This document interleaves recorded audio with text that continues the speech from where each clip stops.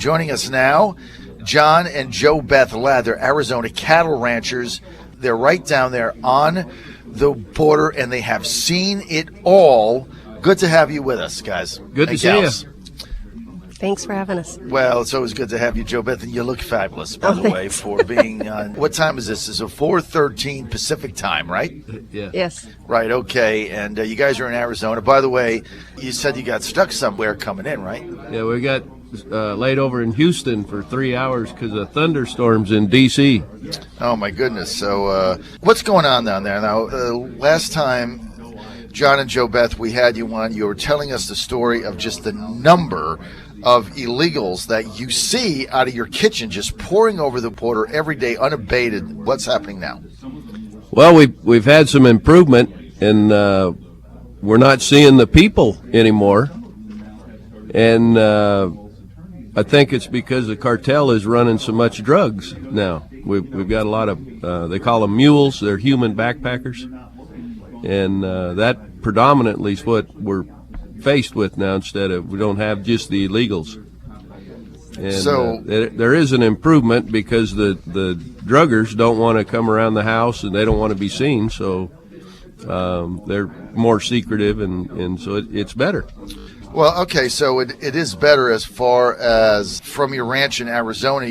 What you're saying is you're not getting the volume of illegals this year that you got the last time we talked. That's right, and it kind of a irony is I'm saying it's better. I got 3 loads of dope a week going through the ranch, but it is better because we were having 50 or 60 people going through the ranch, just illegals, but that's the way it's turning out. And so now when you say you've got now drugs coming over that go right through your ranch, I mean, just explain to our audience how this exactly happens and what you see every day. Well, our ranch is in between a small border town and a little river. And from the border to one of the highways is 3 miles, and that's where they go through the ranch. And that's your ranch? And that's it. So you own that land? That's so where we're at. They just come over from Mexico, and as soon as they get over, they're on your ranch? Right. Our south fence is the Mexican border. We have a steel wall. We've had a wall since the end of 2007. How tall is it? Well, between 10 and 13 feet tall. Did they get over it? Under it? They don't go under it because they either cut it down or climb a ladder. But it doesn't work because we don't have enough agents to patrol the border. Border Patrol could be able to shut this down if they were. If they wanted to. Well, and a lot of it's coming from Homeland Security. They're not letting them do it. This administration just doesn't believe in securing the border. But maybe what we can do, sir, maybe we can donate some of this military complex here in Washington, D.C. to bodyguards these congressmen, send some of these DHS and all these Capitol Police down here and help us out. Well, we need to do something. Well, look, the bottom line is the administration doesn't care who comes in. But here's the difference. I mean, we all understand the covert Obama administration's view of illegals coming into the United States. They want to flood the country with as many illegals as they can in order to get more Democratic votes eventually and to transform the face of America. To a peasant society. To whatever it is that they want to do. So we get that, okay? What we don't get is why they would let the drugs come in. I mean, why they wouldn't be cracking down on that, John Ladd, with the type of virility they can attack Republicans on. I mean, why would they be not stopping these drugs? You were saying that pounds of it come through your ranch every single day. You bet. What is it, heroin? No, it's mostly marijuana. There's a little bit of hard drugs. Most of the big loads of the hard drugs are coming through the port of entry in semi-trailers or passenger cars. And they only check 1 out of 10 vehicles coming in, so they tell you, well, you're number 2 right now, so let somebody pass you and you won't get checked. And it goes, well, we don't have the manpower at the port of entries. But we have dealt with the mules for the last 4 or 5 years, and they're not. That's their profession. They're not getting paid by the cartel or the cartel isn't making them pack dope for their payment. That's their job. They take a load to the highway, drop it, go back, get another load, do 3 loads a day. Then the truck comes in, picks everything up. So they just carry it on their backs? Yeah, backpacks? They have a they're double bundles is what they call them. They're 50 pounds in the back and 20 pounds in the front. So they got 70 pounds of drugs. Right. And they just walk over the border, walk through your ranch, get to the highway, go back. And nobody does a damn thing about it.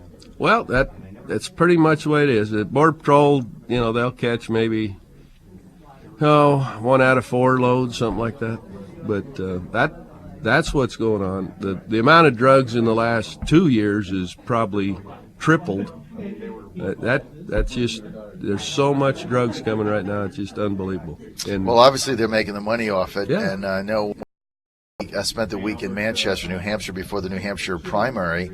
And when I got up there, unbeknownst to me, one of the biggest issues for people in New Hampshire that seeped into the presidential campaign was the amount of drugs that have just seeped into that state, and the number of people that were addicted to it, and their drug addiction centers are being overrun, and everybody was like, "Where is this coming from?" It's just happened recently. Yeah. It's coming from Mexico through our ranch. And we do nothing about it. I mean, I'm sure you've made 100 phone calls, and what their attitude is, well, we just don't have the manpower. And that's right. We deal with Border Patrol every day. We're friends with a lot of them. They got the manpower. It's just deployed wrong. They don't like to be on the border, and that comes back from this administration. I shouldn't say they don't like it, but they don't want them on the border because they might do some good there. The administration doesn't want them on the border, right? So they have them 3 miles out, so they're already in the country, and then it's easier for them to disperse. So basically, what you're saying is the same thing that some of your colleagues said that were on a show, is that the administration has the Border Patrol set up so they can have the least amount of people detained. Right. So they can slip through the cracks. They have the highest propensity to do that. And then, of course, they ship them to wherever they want to go and pay for their flights or whatever. Yeah. Again, that's one issue, and we're all going bananas over it. But I understand what Obama's trying to do in, quote, transforming America. But why they would stand around and let this volume of drugs come into the United States, benefiting no one, hurting us, destroying the country. Well, it does benefit, John. Wait a minute. It does benefit the court system. It does benefit the prison system. It's a turnstile. I mean, it's an economic boom, Well, I mean, I just can't imagine what their incentive is for this. I want to get to JoBeth here in a minute. JoBeth Ladd and John Ladd with us. They're ranchers. They have a cattle ranch in Arizona. They're on the Arizona-Mexico border. They have a 3-mile ranch from the border to the highway. It's their property. So, JoBeth, it's one thing when illegals are coming over with their children and trying to sneak into the country. It's another thing when you get these people coming over with drugs, big money, 70 pounds each. What's the security for yourself and your family? Well, the security is that they don't want to be seen by anyone. We don't usually actually see them because they're not close to the house. They want to take the drugs, drop them off, go back, and not see anybody. So that's a small comfort, I guess you could say. The families, they would walk right by the house. They wouldn't care. Right. They wouldn't care. But we see evidence of the drugs from cut fences and, our cows get out, that kind of thing. But the drug runners, it's a very sophisticated operation. They are in contact with each other all the time, and they don't want to be seen, and they don't want to run into you and hurt you because that would bring too much attention to what they're doing. So I don't necessarily worry about that being in the house, but when John's out and about, there's a chance he could get in the middle of something, and that is a worry. So who is running right now your southern Arizona border? Who is running it? The U.S. Border Patrol agents or the Mexican drug cartels? The Mexican drug cartel is controlling both sides of our border. Both sides? Both sides. And nobody does a damn thing about it? They do whatever they want. They control what's happening, both sides. They know what everybody's doing. They got scouts no matter where you want to go. and we've let it happen. Ironically, we're talking about the drugs, and we got a medical marijuana facility about a quarter mile from the Border Patrol station in Nacrel. It's unbelievable. How do you figure that? You just can't. You can't figure it. It's a horrible situation. So, Trump, if he gets elected, says and I think he's going to win. I have no doubt in my mind. He says he's going to build a wall. The liberals have mocked it. Other Republicans have mocked it. You're right there. You have a wall. It's not worked. Is his concept feasible, and can it work? It can if they patrol the wall. Our wall would work if Border Patrol agents were allowed to patrol along it. More than just, one or two, because there are one or two that are patrolling, but it's 10.5 miles long, the border along our ranch. So right. you actually put that wall up, that steel wall, that 10-foot wall, you guys put up with your own money? No. It's a government wall. It's a federal wall. Yes. So then they put it up along your ranch. Yes. So that stretches 10 miles width. Yes. 3 miles deep. Our ranch is 3 miles deep, right? 3 miles it's deep. A long, narrow strip of land. So you've got 10 miles of federally put up border fence. Right. Which you're showing me a picture of now. And when we get off the air, I'm going to ask you to, in fact, I'm going to just send it to me. May I? You bet. Well, John, it's the situation, it wasn't any better in the former administration, I think. Am I correct, sir?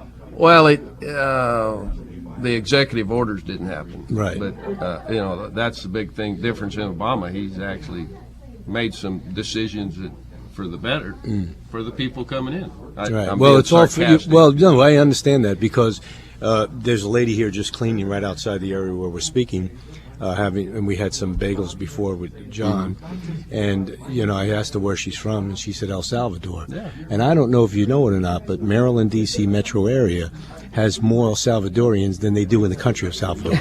Now, they started coming during the Reagan administration. Yeah. But for some reason or another, and I heard yesterday, there's Arlington County's right outside this D.C. area, it's Northern Virginia. The Arlington County, one member said, we have to give licenses to illegals to get them out of the shadows. I'm going to tell you something. You can walk anywhere around Washington, D.C. and Virginia, or whatever, Maryland. You'll see all these workers are not in shadows. They're out of shadows. Right. I've never understood that because they're out protesting, waving Mexican well, flags. You couldn't do that in any country in the world. Yeah, man. they're you not in the shadows. I don't get that. No. The whole thing is ridiculous. And Arlington County, John, yesterday wanted to put a bill, and one of the guys said you got to go through the House delegates. They want to put a bill up. They want to license illegals in Arlington. That's just incredible. Yeah. Come on, You get a driver's license, then you can vote, then you can get benefits, then you get a welfare. The whole thing is absurd. They're in the country illegally. They broke the law. This is the most absurd thing I've ever seen. And look, I want to really thank John and JoBeth Ladd for joining us today and what you guys do down there. And thank you for coming all the way up here to this conference. It's really important. It's a dreadful situation. But I think, John, you're right. The wall is part of the issue, but you've got to control it. You got to have the will to make this happen, and it's obviously Obama's administration does not.